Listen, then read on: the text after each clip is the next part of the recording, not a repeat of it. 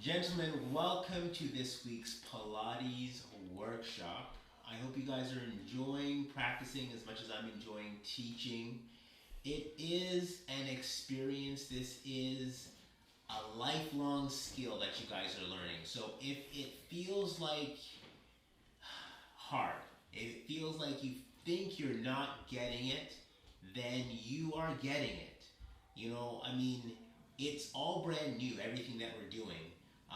How I'm teaching you guys to scoop, how I'm teaching you guys to wrap your legs to get straight. Like, if you hadn't been trained in Pilates or ballet or some type of high level gymnastics, you probably never would have heard these things before. So, it's okay for it to feel new.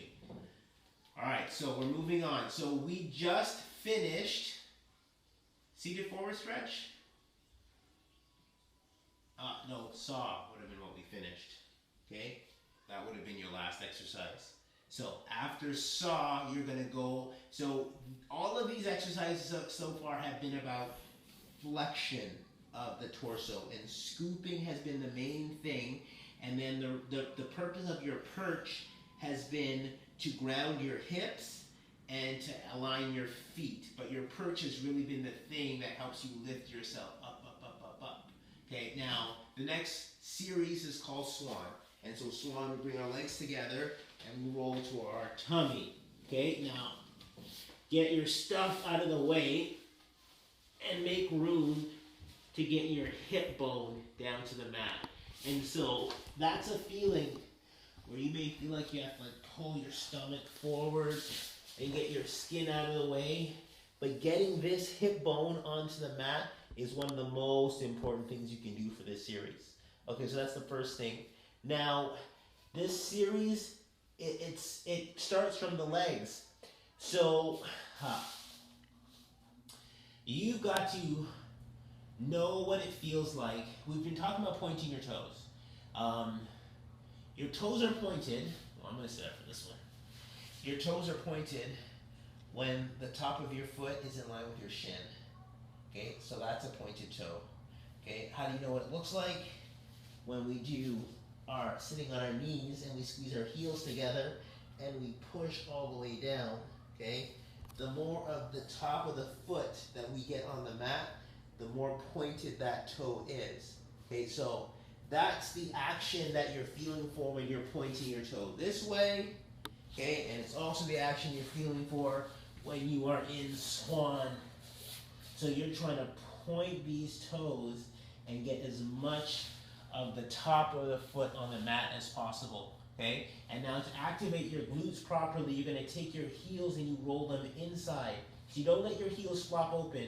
You have to perch, which means I'm not gonna ask your heels to touch because it's actually going to make it really hard to get up at this point. So we're gonna keep our feet as wide as our shoulders, but roll your heels inside like they are squeezing towards the center of your body.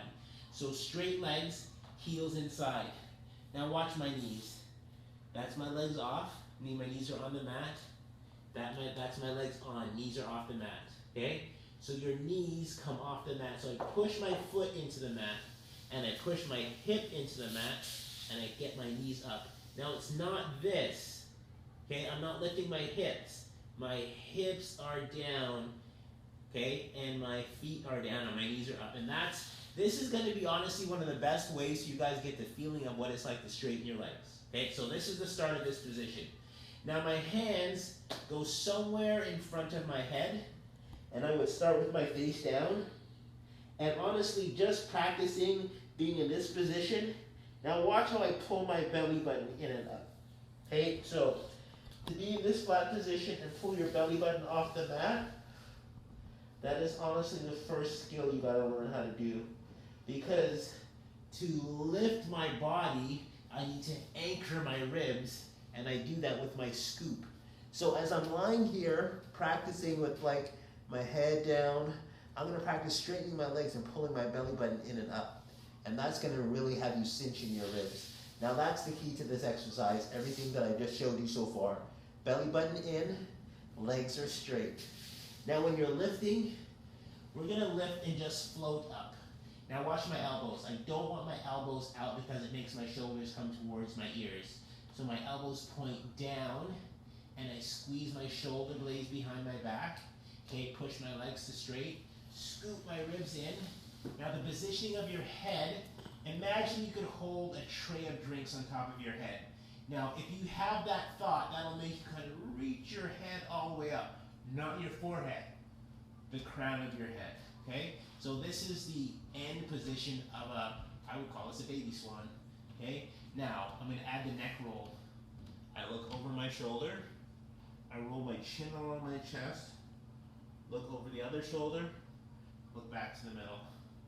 Look over my shoulder, chin along my chest, back to the middle. Now getting down is still part of the exercise. Keep the legs straight, keep the belly button scooped in, and reach, reach, reach, reach, reach, as long as you can. The exercise looks like you're lying down, but you're actually working really hard, because even right now, to keep my knees up and keep my belly button scooped, there's a constant work that's happening. Okay, so this is swan number 2. Each swan you get a little bit taller, okay, and you get up higher by squeezing your shoulder blades and pressing your elbows down, and lifting the crown of your head taller to hold the tray of drinks. But you can't lose your legs in your scoop. And then the neck roll must happen without your shoulders moving and without you sinking into the height. And so you're trying to move. And so remember when we talked in the rolling video about how your neck, how your head is part of the spine. So that's really what's happening here. When I'm in this position, the movement in my neck is helping me accelerate the rate of growth that's happening in my upper back. So you're using your head as a weight, essentially. Okay, so that's swan. So swan finishes. Then the next movement is single leg stretch. So single leg stretch, I like to say your arms are set up like you're reading a book on the beach, okay? And so your legs do the same thing. Now for single leg kick, you're gonna bring your legs together and have your heels touching. But it's the same setup. Top of the feet on the floor, knees are off of the mat, belly button scoops in, okay? Now I pull my shoulders down my back and I lift my head nice and tall, and I pull my ribs in. So as you do this one, you've got to resist the sinking feeling. That's what your body's gonna want to do. So you're gonna scoop and lift and hold yourself in. Now you gotta scoop your belly button while you pull your heel to your butt. And you gotta scoop, press as you push it back out. So scoop your belly button, pull it in. Now squeeze your glutes together as you push it back out. And so you're keeping your knees off of the mat, and you're trying to bring your heel to your butt, and you're trying not to sink your body down as you do that. So you're trying to stay tall as you pull the heels in. So I think we have 5 reps on each side. Okay, that's single leg stretch. Single leg stretch finishes. We roll down onto the floor, and this one is called double leg stretch. So I start with my ear on the mat, and my hands, they go behind my back. I'm going to interlock my thumbs, okay? I'm not gripping with my hands. I'm pushing the web of my thumbs together. And then to set up this exercise, I press my shoulders into the floor and my elbows into the floor. Scoop my belly button in, legs are straight. I'm going to pull my heels in once, pull them in twice, pull them in 3 times, and then push my feet into the mat, scoop my belly button in, push my hands back, and lift my chest up, up, up, up, up. Switch to the other side. Heels in once. Notice my knees stay off the mat. And that's where the real work happens. 3 times. Push hands back, squeeze your shoulder blades together, scoop and lift until your ribs come off the mat. Turn to the other side and switch. Okay, and then you'll do that one more time on each side as you lift. Okay, the things that you're going to start to feel when you do this one is you're going to feel it really hard to keep your toes pointed, and this is a king for making your feet start to cramp. Yeah. After you switch to the other side, push your hands up, and you're going to move to rest. And so rest is essentially sitting on your knees. And after you finish this, you are probably on, I believe it's exercise number 17. And I would honestly do 3 or 4 deep breaths right here. Because you're warm and you're going to get more range than you've ever had in a long time at this point. And then the movement I like to practice from here is hands on the hips. And you're going to practice putting your head on your knees, which is different than head on the floor. Because head on the knees